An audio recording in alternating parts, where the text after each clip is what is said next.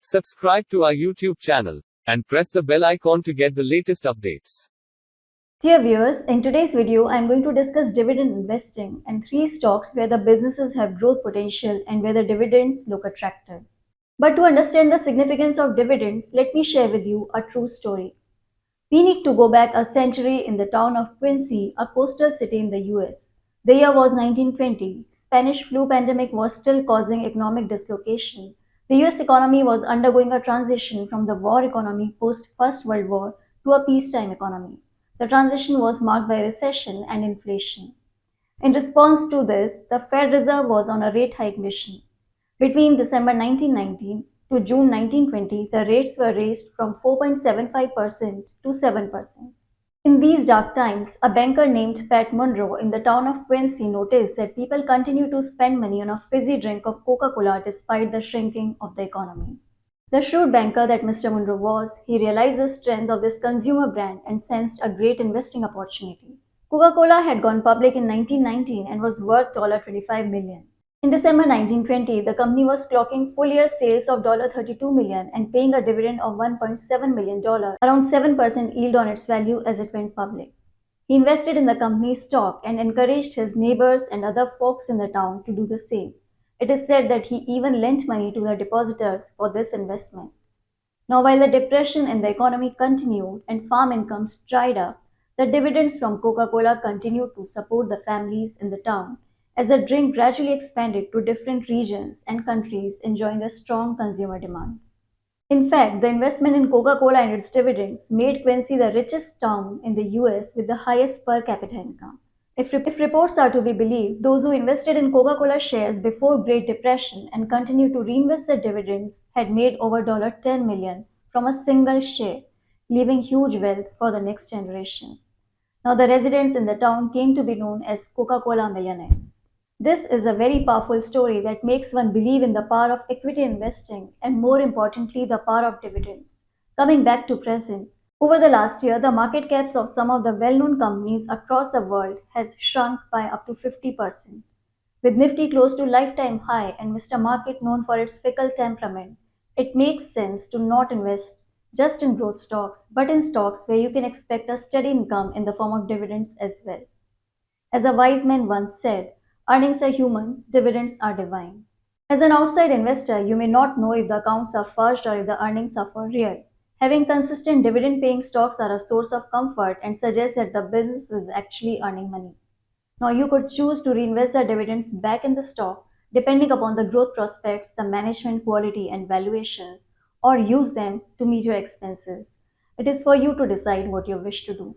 That said, it is not just enough to use stock screener based on dividend yields or payout for dividend investing. If you are new to investing, dividend yield is defined as dividend per share for the year divided by stock price. For instance, if Coal India stock is currently trading at rupees 250 and its annual dividend in FY22 is rupees 17 per share, then the dividend yield is 17 divided by 250, that is 6.8%.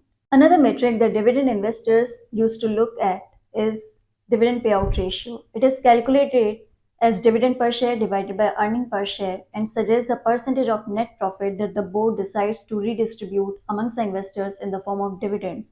The remaining is reinvested back into the business for growth or remains as cash or investment in the balance sheet.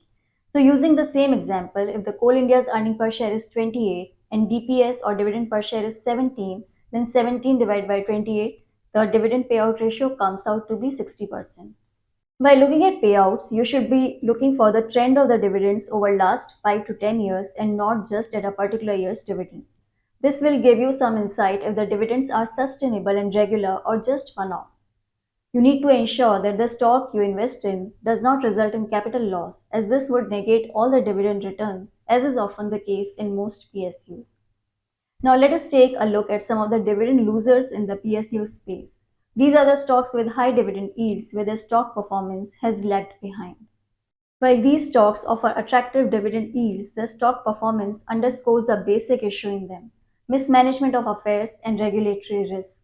Running a stock screener for dividend yield is likely to throw a lot of PSU names that you should be highly skeptical to invest in.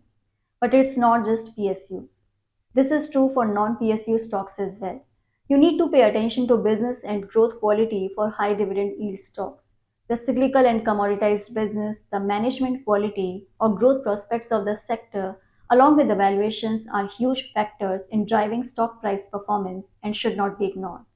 Now, here are some businesses that look attractive from the dividend yield perspective in non-PSU space. For instance, INEOS Styrolution, a chemical business, seems to be underperforming due to commodity nature of the business in an inflationary scenario. Jagran Prakashan, a newspaper business, seems to be facing headwind of structural slowdown in the industry along with high promoter pledging. And Vedanta seems to be having the same issue of high debt and high pledging. Now, with these caveats, let us now take a look at some high dividend yield stocks in the private space that I believe should be on your watch list. The first stock in the list is Polyplex Corporation. The company makes plastic film substrates for applications in packaging, industrial, building, construction, electricals, and electronics. Within packaging, it caters to food and FMCG, pharma, beauty, and personal care.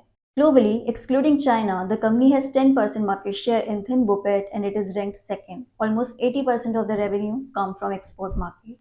It's a B2B business with over 2,600 customers across 75 countries.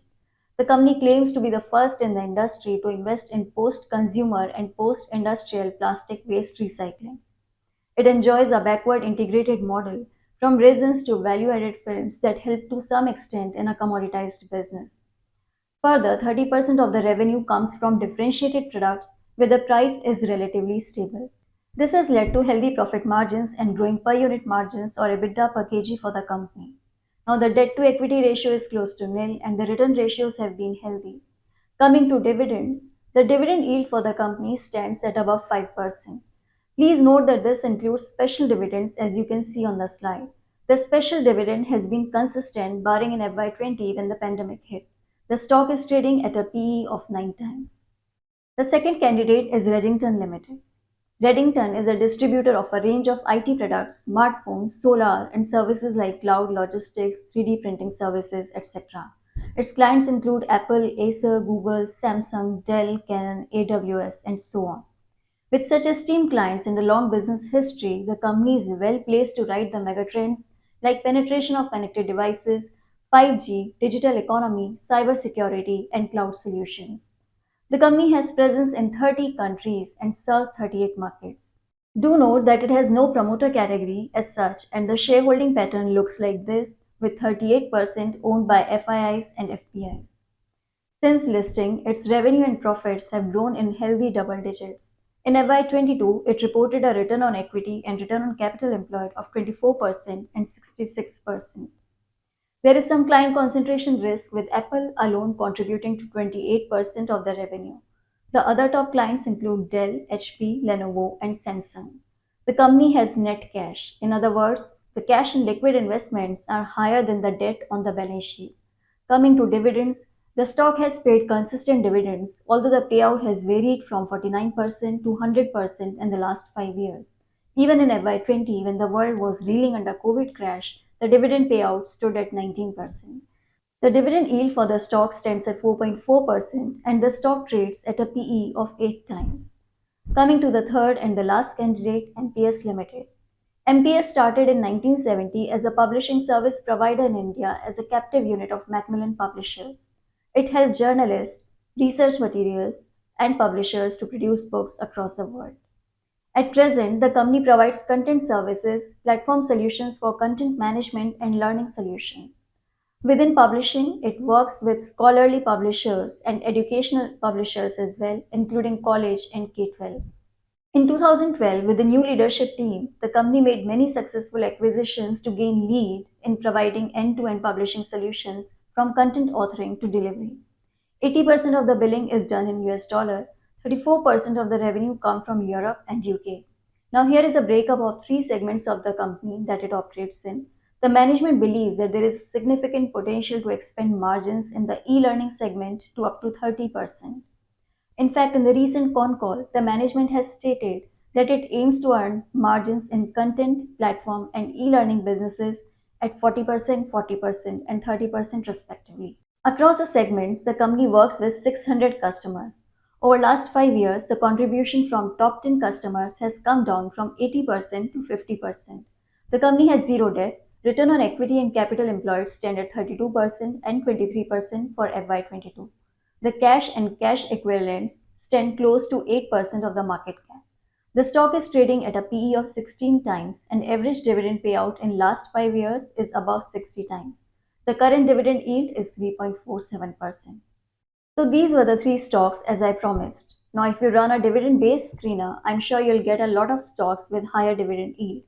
Now please know that I've tried to shortlist names where growth prospects and execution give comfort so that the chase for dividend does not end up in capital loss. That said, these are not recommendations and inclusion in the watch list does not suggest my view on the stock.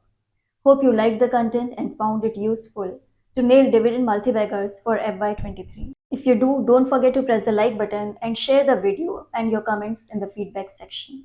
Thank you for watching. Goodbye.